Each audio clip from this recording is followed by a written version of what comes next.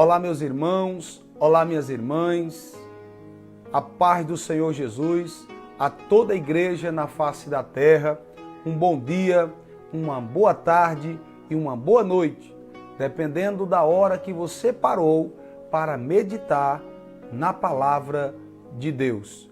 E nesta oportunidade, nós estaremos dando continuidade na leitura bíblica no Evangelho de Jesus Cristo, escrito por Mateus, no seu capítulo 4 e o versículo de número 12 ao 25, que nos diz a sacrossanta palavra de Deus. Ouvindo, porém, Jesus que João fora preso, retirou-se para a Galileia e, deixando Nazaré, foi morar em Cafarnaum, situada à beira-mar, nos confins de Zebulum e de Naftali, para que se cumprisse o que fora dito por intermédio do profeta Isaías: terra de Zebulum, terra de Naftali, caminho do mar, além do Jordão, Galileia dos gentios. O povo que jazia em trevas viu grande luz, e aos que viviam na região e sombra da morte, resplandeceu-lhes a luz. Daí por diante, passou Jesus a pregar e a dizer: arrependei-vos, porque está próximo o reino dos céus. Caminhando junto ao mar da Galileia, viu dois irmãos, Simão, chamado Pedro, e André, que lançavam as redes ao mar, porque eram pescadores. E disse-lhe: vinde após mim, e eu vos farei pescadores de homem. Então eles deixaram imediatamente as redes e o seguiram.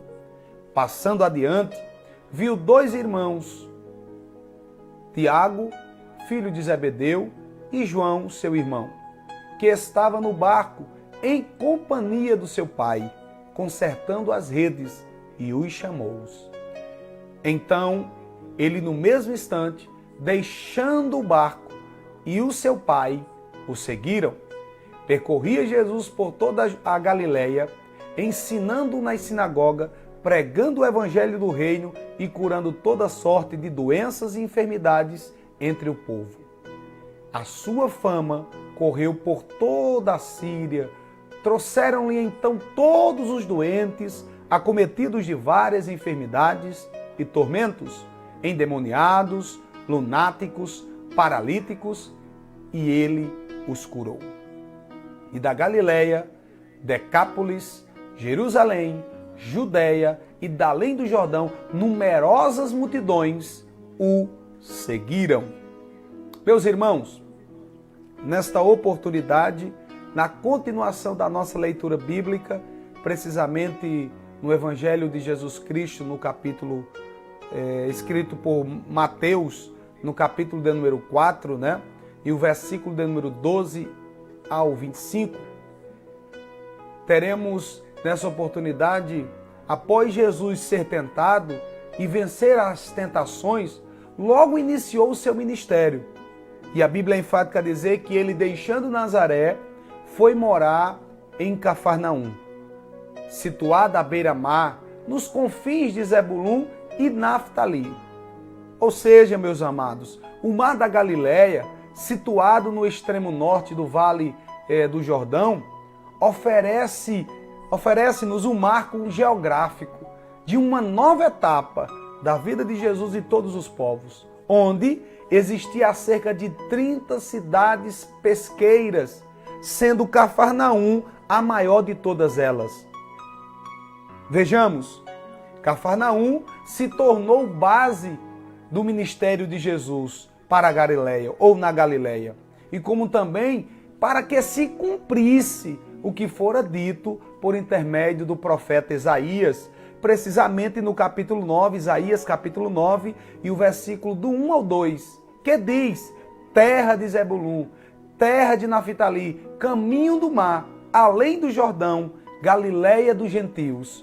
O povo que jazia em trevas viu grande luz, e aos que viviam na região e sombra da morte, resplandeceu a luz.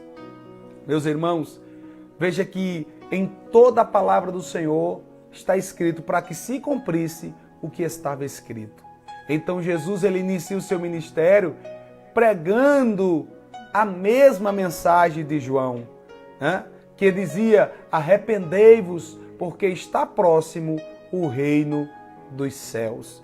Jesus inicia seu ministério com esta mesma mensagem, a mensagem que até hoje ecoa nos nossos corações e nos quatro cantos do mundo: arrependei-vos, arrependei-vos, arrependei-vos. Ou seja, Jesus está convidando-nos a mudar de atitude, a mudar de pensamento, a ter uma radical mudança em favor do Evangelho, porque é Ele quem nos liberta, é Ele quem nos cura, é Ele quem nos salva.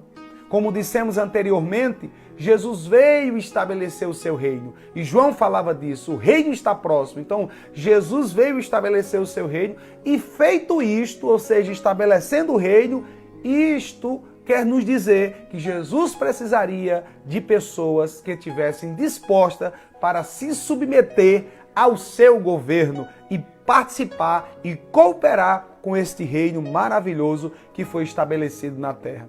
Então vejamos, temos a urgência de entendermos as coisas concernentes ao reino de Deus. E, irmãos, aceitar o governo de Cristo, pelo qual vale a pena, eu repito, pelo qual vale a pena deixar tudo, sem ressalva, sem reserva e sem demora. Porque, irmãos, aleluia, o reino de Deus está presente em nossa vida. Demanda-nos de nós uma resposta radical. Não é amanhã, é agora, é neste momento. Porque a Bíblia vai nos dizer, aleluia, que Jesus assim convidando, chamando as pessoas, a Bíblia é enfática a dizer que Jesus estava caminhando no mar da Galileia e viu dois irmãos, a saber, Simão, chamado Pedro, e André, que esses mesmos lançavam as redes, porque o texto vai dizer que eles eram pescadores. E Jesus olhando para eles, Jesus disse: vinde a mim, vinde após mim, e eu vos farei pescadores de homem. Então, eles deixaram tudo imediatamente e seguiram Jesus. Veja, Jesus continua chamando pessoas para ingressar no seu reino. E a Bíblia diz que, passado adiante, Jesus viu outros dois irmãos, Tiago, filho de Zebedeu, e João, o seu irmão, que estava no barco da companhia do seu pai, consertando as redes. E Jesus também os chamou para ingressar no reino e seguir Jesus. E a Bíblia diz que imediatamente, no mesmo instante, eles deixaram o barco, está escrito, eles deixaram o barco, deixaram seu pai e seguiram Jesus. Veja a urgência que nós temos de entendermos que o reino de Deus conta comigo e conta com você. Jesus aqui nos mostra que aqueles homens deixaram coisas, deixaram o seu barco, deixaram o seu pai, deixaram as redes para seguir a Jesus, para ingressar no reino e colaborar com o mesmo.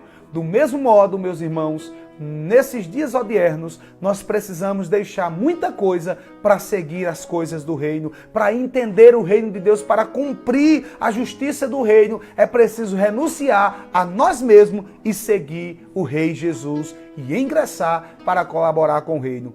Nesta mesma palavra, Jesus nos ensina que mesmo Jesus, sendo Deus, sendo perfeito, sendo o Criador, o Salvador, Ele precisou de chamar pessoas para estar ao seu lado. Isso nos mostra que nós precisamos, irmãos, das pessoas, que nós sozinhos não vamos chegar a lugar nenhum. Nós precisamos um do outro. Jesus nos fez para ter conexões. Por essa razão que ele disse: não é bom que o homem esteja só. Então Jesus nos mostra isso, que nós precisamos estar em conexão e que eu preciso de você e que você precisa de mim. E a unidade da igreja e a união da igreja fará com que o nosso ministério, com que a nossa vida, com que o reino de Deus seja manifesto a cada dia e a glória do Senhor seja revelada na nossa vida.